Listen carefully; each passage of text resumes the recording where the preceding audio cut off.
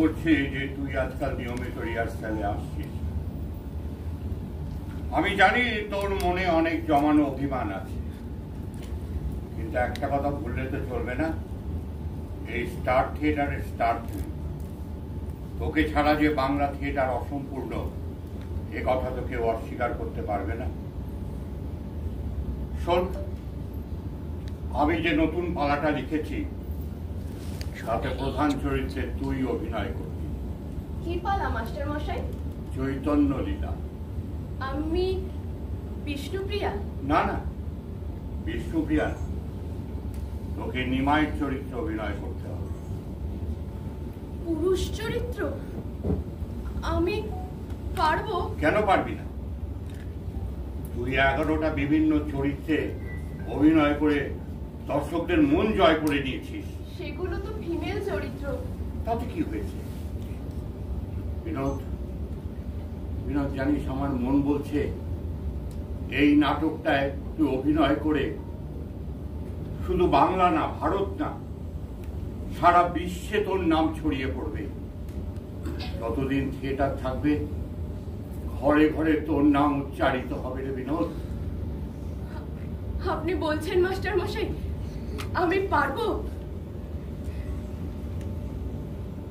পারতে তো তোকে হবেই বিনোদ। এটা শুধু তোর নয়, গিরিশ ঘোষেরও চ্যালেঞ্জ।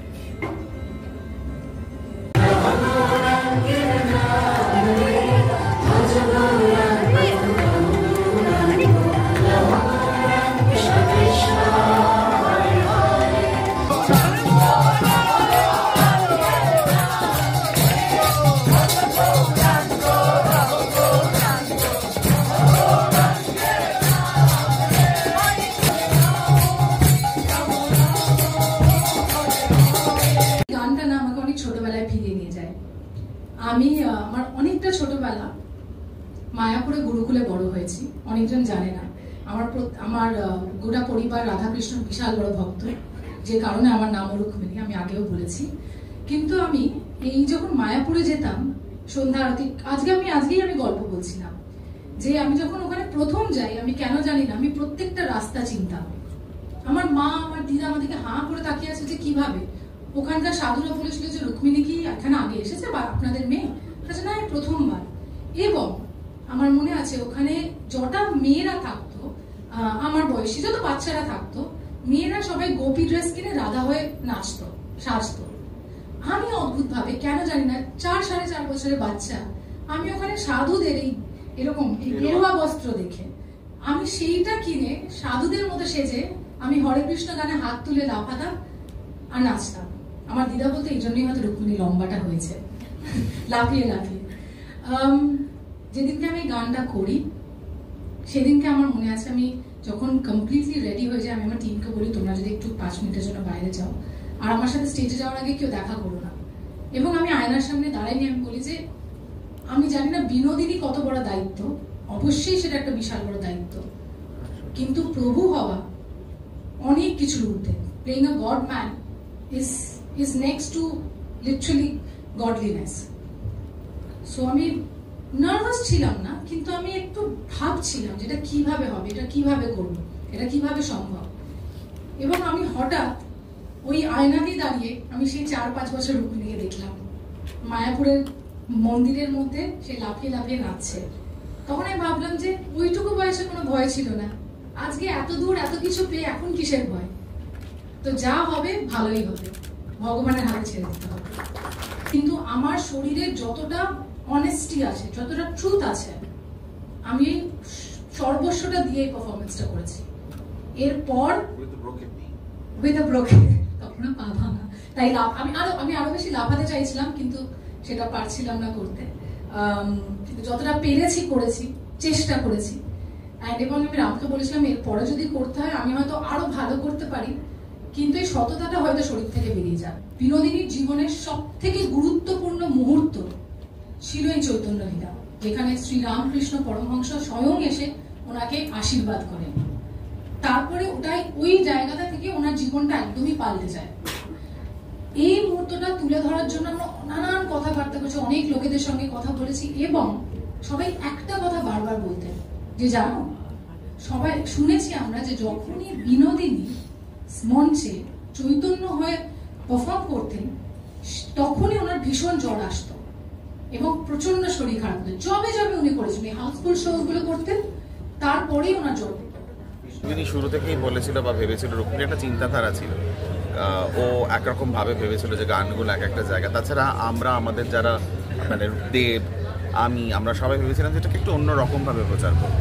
দেবেরও মাথায় ছিল যে আমরা থিয়েটার ওয়ার্ল্ডটাকে প্রমোট করবো, থিয়েটারে যাবো, তাই জন্য আমরা নানান রকম জায়গা, মানে আমরা বিনোদিনী থিয়েটার দিয়ে শুরু করে তারপর আমরা মহেন্দ্র মঞ্চে গেলাম, মহেন্দ্র মঞ্চ থেকে তারপর আমরা অন্যান্য অনেক জায়গায় পরিকল্পনা করা হচ্ছে। আজকে যেমন আপনারা এসেছেন বাগবাজারে গৌরীয় মঠে, কারণ এখানে শ্রী চৈতন্যর গান রিলিজ করা হবে। তো সেই সব নিয়ে আমার মনে হয় যে যেহেতু স্থানটা খুব ইম্পর্টেন্ট, যে আমরা কোথায় করছি, তাহলে আপনার যখন আসবেনও, মিডিয়া যখন আসবে, তখন আপনাদের নিজেদের মধ্যে একটা ফিলিংটাও চেঞ্জ হবে। যে আপনারা এইটাই যদি আমরা একটা 5 স্টারে করতাম, একটা ব্যাংকুয়েটে করতাম, তাহলে কিন্তু আপনারা সেই ভাবটা পেতেন না। এটা তো ভাবের, বারবার বলা হচ্ছে বিনোদিনী কিন্তু ভাবের মধ্যে হারিয়ে গেছিলেন, উনি একজন ভালো অভিনেত্রী ছিলেন। এই ভাবটা যাতে আপনাদের কাছেও পৌঁছে দিতে পারি, এই ভক্তি রসটা যেন আপনাদের মধ্যেও আসে, সেটার একটা ক্ষুদ্র চেষ্টা। যে স্ক্র্যাচ গায় সে কিছুটা সারোগেট মাতারের মতো, জানে যে সন্তান তার নয়, কিন্তু লালন পালন করে। তো এই গানটা যখন ফিরে আমার কাছে এলো, এটা সত্যি মানে ভীষণ ভীষণ ইমোশনাল, আমি ভীষণ ইমোশনাল হয়ে রয়েছি, এবং সেই সঙ্গে অ্যাট দ্য সেম টাইম ভীষণ ভীষণ গ্রেটফুল টু অল মাইটি। রুক্মিণীদির সঙ্গে আমার প্রথম এই প্রমোশনের সূত্রেই আর কি প্রথম দেখা হয়। 2-3টে প্রমোশনে আমি গিয়েছি রুক্মিণীদির সঙ্গে, প্রথম কথা বলি। রুক্মিণীদি আমি না একটা জিনিস ভাবছিলাম এখন স্টেজে দাঁড়িয়ে, এই কদিনে রুক্মিণীদিকে দেখে আমার যেটা মনে হয়েছে, রুক্মিণীদি মানুষটা বড্ড ভালো, সেই জন্যই বোধ হয় এই মানে ভগবানের এই চরিত্রটা ফুটিয়ে তুলতে পেরেছে। ঠাকুর এই সুযোগ সবাইকে দেয় না, যে আমার মনে হয় রুক্মিণীদি এটা পেরেছে, এরকমভাবে পেরেছে, তার কারণ রুক্মিণীদি মানুষটা বড্ড ভালো।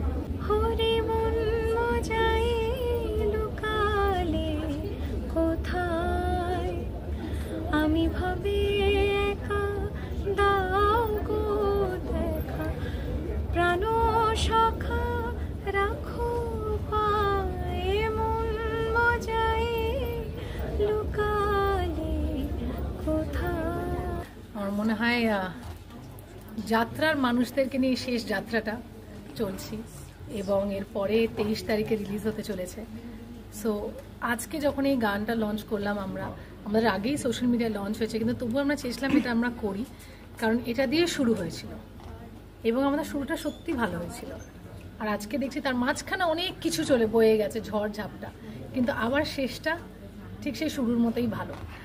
তো প্রচুর মেমোরিজ, প্রেসের সঙ্গে মেমোরিজ, অডিয়েন্সের সঙ্গে মেমোরিজ, বন্ধু বান্ধবদের সঙ্গে মেমোরিজ, দিদা দাদু মাদের সঙ্গে সবার সঙ্গে অনেক কটা না, মনে হয় 7 বছরের যে যাত্রাটা ছিল আমার অভিনেত্রীর, এই 5 বছরে অনেক বেশি আমি কিছু নিয়ে গেলাম। স্পেশালি এই কত 20-25 দিনের মধ্যে আমি যেন অনেক কিছু কুড়িয়ে নিয়ে গেলাম এবং অনেকটা বেশি ভালোবাসা নিয়ে বাড়ি ফিরছি, এরকম একটা আমার এই মুহূর্তে মনে হচ্ছে।